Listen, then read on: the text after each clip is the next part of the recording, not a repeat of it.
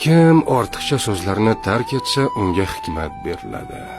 Kim ortiqcha qarashni tark etsa, unga qalb xushuyi beriladi. Kim ortiqcha taomni tark etsa, unga ibodat lazzati beriladi. Kim ortiqcha kulishni tark etsa, unga haybat beriladi. Kim mazahni tark etsa, unga baho beriladi. Kim dunyo muhabbatini tark etsa, unga oxirat muhabbati beriladi.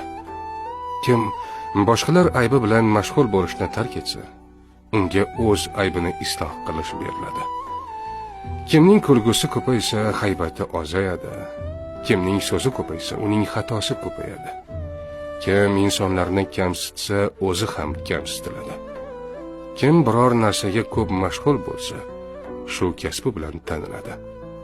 Kimning kibri havosi ko'paysa, hayosi kamayadi. Kimning hayosi kamaysa, taqvosi kamayadi.